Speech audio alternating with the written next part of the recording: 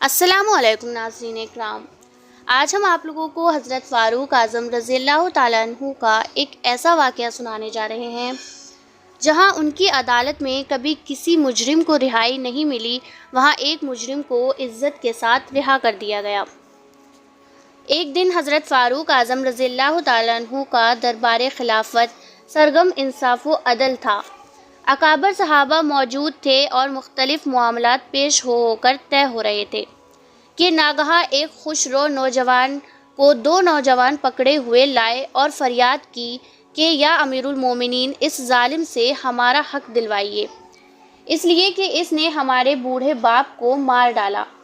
حضرت فاروق اعظم رضی اللہ تعالیٰ عنہ نے اس نوجوان کی طرف دیکھا اور فرمایا، ہاں، ان دونوں کا دعویٰ تو سن چکا، اب بتا تیرا کیا جواب ہے۔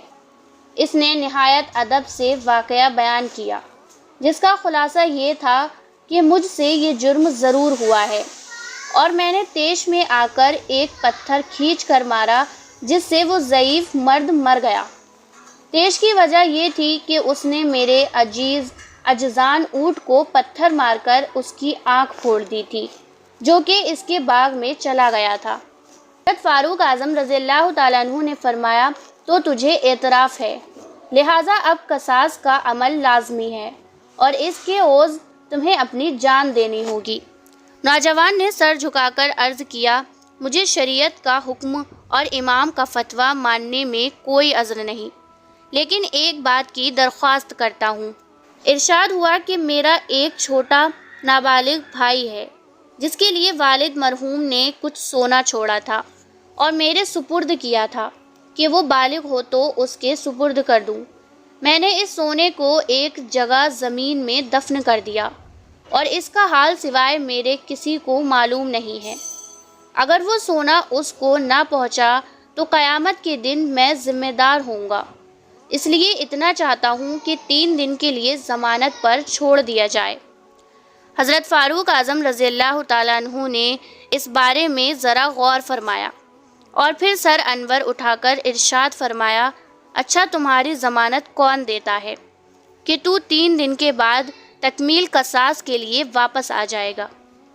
فاروق اعظم رضی اللہ تعالیٰ عنہ کے اس ارشاد پر اس نوجوان نے چاروں طرف دیکھا اور حاضرین مجلس کے چہروں پر ایک سرسری نظر ڈالی اور پھر حضرت ابو ذر غفاری رضی اللہ تعالیٰ عنہ کی طرف اشارہ کر کے عرض کیا، یہ میری ضمانت دے دیں گے۔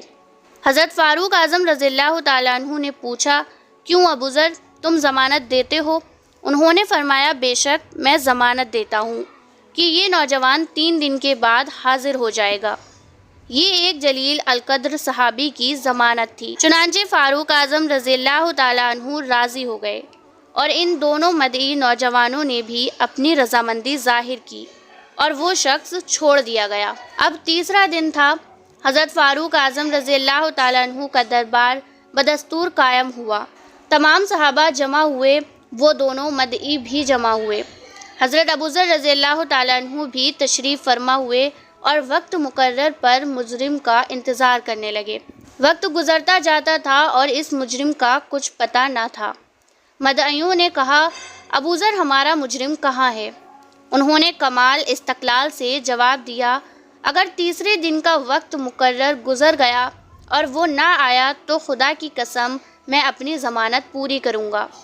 حضرت فاروق اعظم رضی اللہ تعالیٰ عنہ سنبھل بیٹھے اور فرمایا، اگر وہ نہ آیا تو ابو ذر کی نسبت وہی کارروائی کی جائے گی جس کی شریعت اسلامی متقاضی ہوگی۔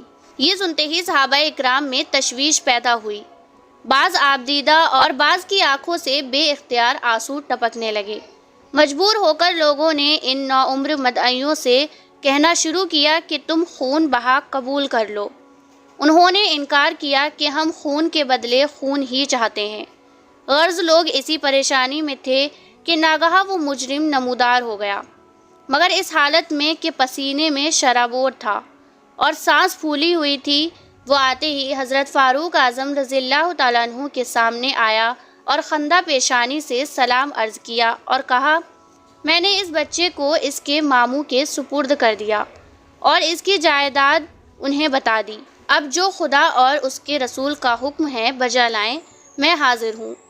حضرت ابو ذر رضی اللہ تعالیٰ عنہ نے فرمایا، امیر المومنین، خدا کی قسم میں جانتا بھی نہ تھا کہ یہ شخص کون ہے اور کہاں کا رہنے والا ہے، مگر اور سب کو چھوڑ کر مجھے اس نے اپنا ضامن بنا لیا تو مجھے انکار کرنا مروت کے خلاف معلوم ہوا۔ اس کے بشرے نے یقین دلا دیا کہ یہ شخص اپنے عہد میں سچا ہوگا، اس لیے ضمانت دے دی۔ اس مجرم نوجوان نے عرض کیا، میں حضرت ابو ذر کا شکریہ ادا کرتا ہوں، میں اگر نہ آتا تو ایسا کر سکتا تھا، مگر ایک مسلمان اپنے عہد کو بہرحال نبھاتا ہے اور وہ کبھی عہد کو نہیں توڑتا۔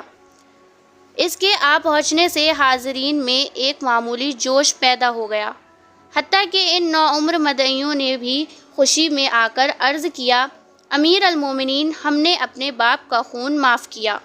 سب کی طرف سے ایک نعرہ مسرت بلند ہوا اور حضرت فاروق اعظم رضی اللہ تعالیٰ عنہ کا چہرہ مارے خوشی کے چمکنے لگا اور فرمایا، مدعی نوجوانوں، تمہارے باپ کا خون بہا میں بیت المال سے ادا کروں گا اور تم اپنی نیک نفسی کے ساتھ فائدے بھی اٹھاؤ گے۔ ان دونوں نے عرض کیا، حضور، اب ہمیں کچھ لینے کا حق نہیں اور نہ ہم لیں گے۔ الغرض اس عجیب اور غریب وفائے عہد کا واقعہ اس مسرت شادمانی پر ختم ہوا۔ صحابہ کرام علیہم الرضوان مروت اور نیک سلوک فرمانے والے اور اپنے عہد کے پکے اور پورا کرنے والے تھے۔ جان دینے کا سوال تھا، مگر کیا مجال کہ جان بچانے کے لیے عہد کو توڑ دیتے۔ چنانچہ اپنے وعدے کے مطابق پہنچ گئے۔ ایک وہ بھی پکے اور عہد کے سچے مسلمان تھے، اور ایک آج کل کے مسلمان بھی ہیں جن کا وعدے کے متعلق یہ خیال ہے کہ وہ وعدہ ہی کیا جو وفا ہو گیا۔ آپ لوگوں کو ویڈیو کیسی لگی کمنٹ میں ضرور بتائیں۔ ہمارے چینل پر نئے ہیں تو چینل کو سبسکرائب کر دیں، ساتھ ہی ساتھ بیل آئیکن بھی پریس کر دیں، جس سے کہ لیٹسٹ ویڈیو کی نوٹیفیکیشن آپ لوگوں کو مل سکے۔ ملتے ہیں نیکسٹ ویڈیو میں، تب تک کے لیے اللہ حافظ، دعا خیر میں یاد رکھیں۔